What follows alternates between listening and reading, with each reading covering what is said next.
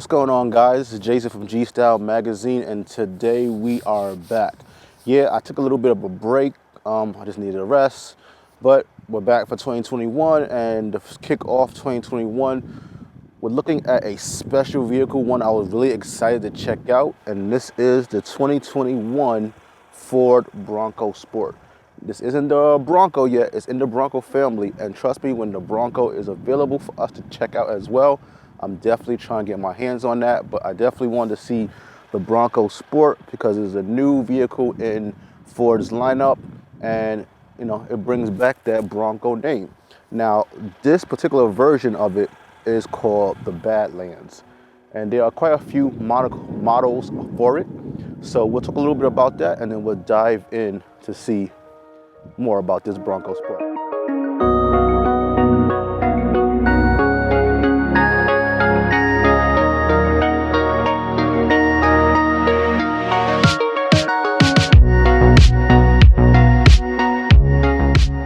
The Bronco Sport, the base model starts off at $26,820. The Badland one starts off about $32,820.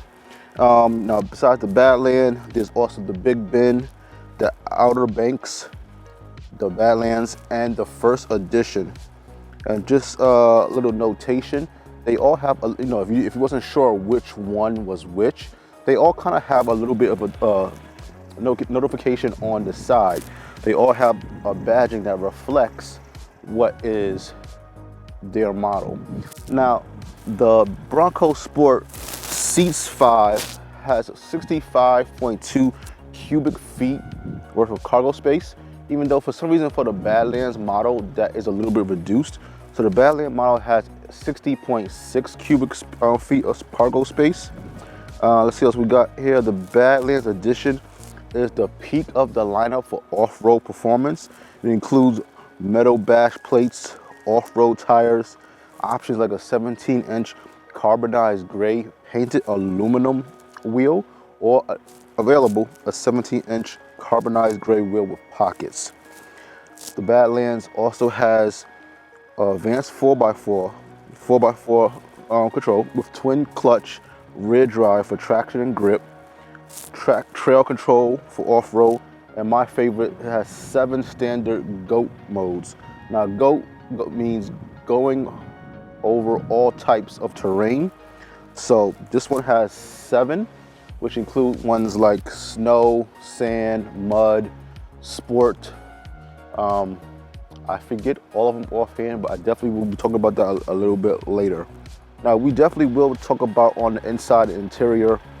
On the outside, at first glance, I wasn't really sure how I felt about it. Like the Bronco, the other Bronco that's coming out definitely has my attention, and I'm definitely eyeballing that a lot.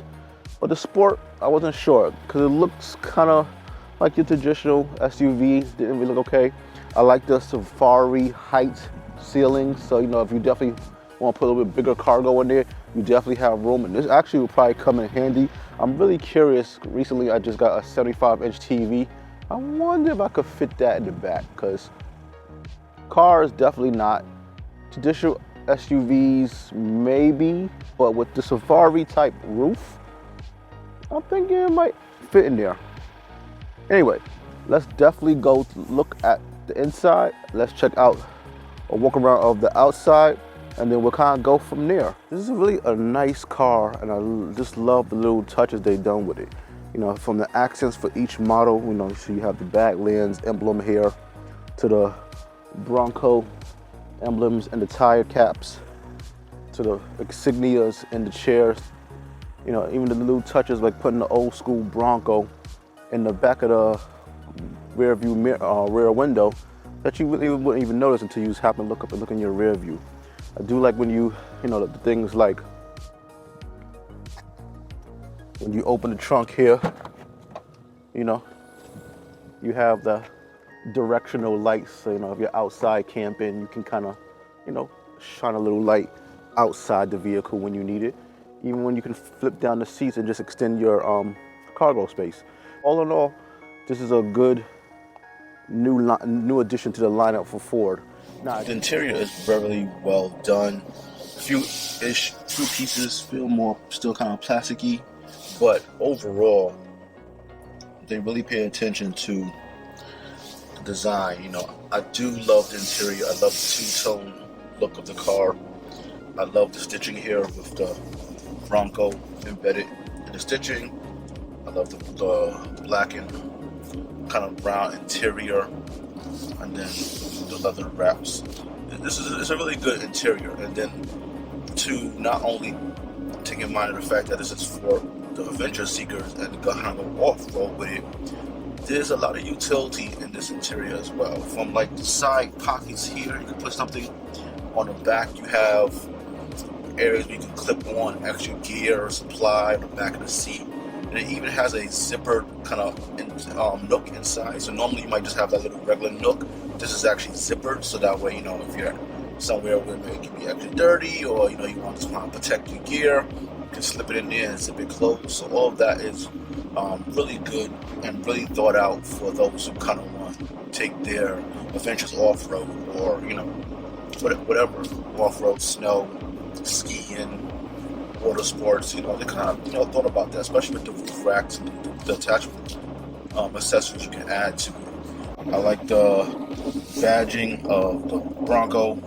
You know, it's right here in the steering wheel, as well as it is stitched on the seats, as you'll see both on the front and behind me.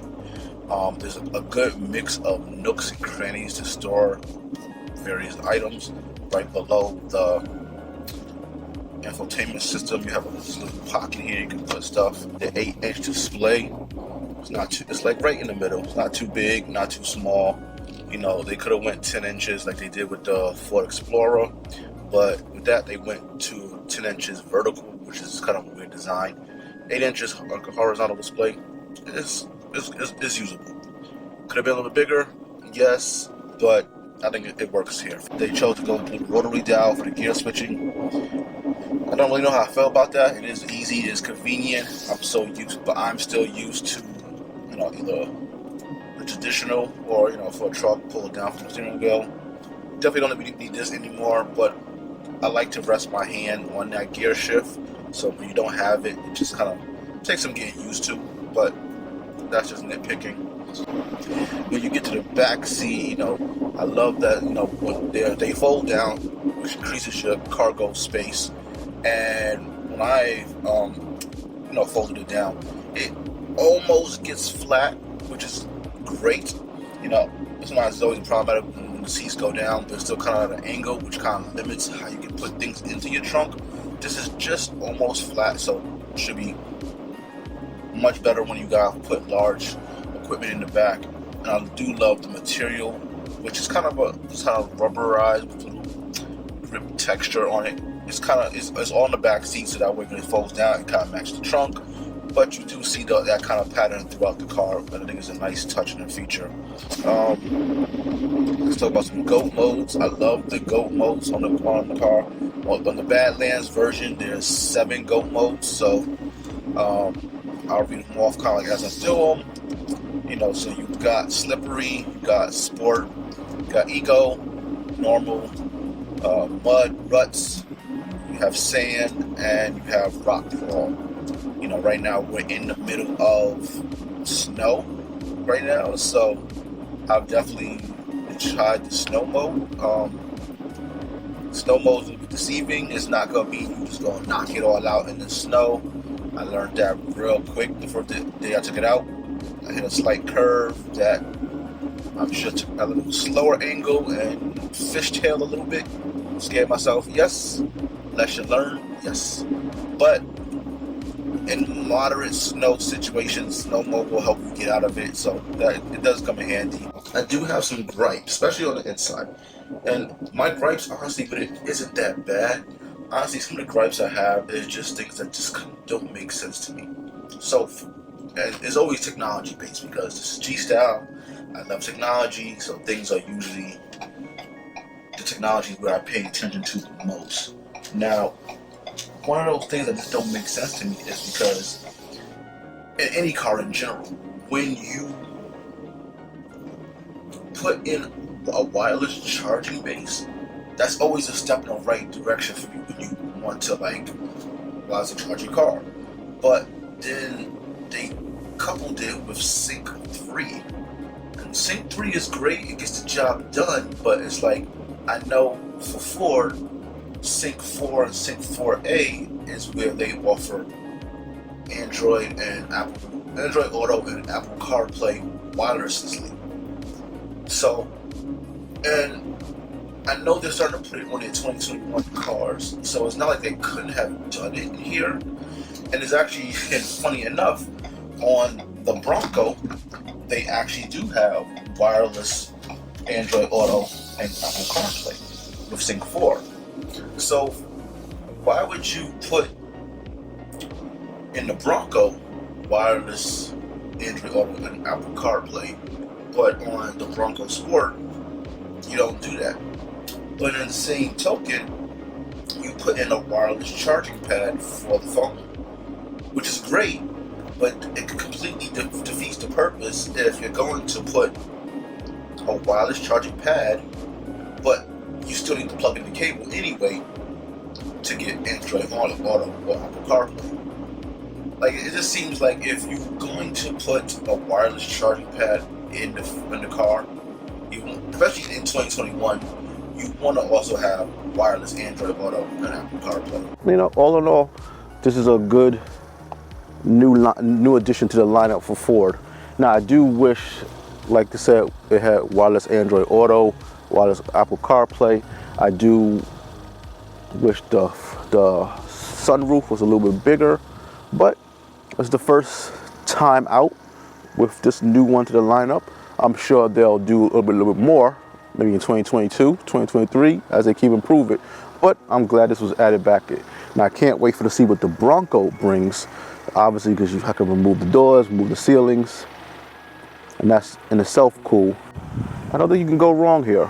There's a decent opening price, it has different models for different people, and even after that, you can customize it even more. Anyway, I'm Jason Anderson. We're now in 2021. We're back. This is the Ford Bronco Sport, and stay tuned for what's next. Take care, guys.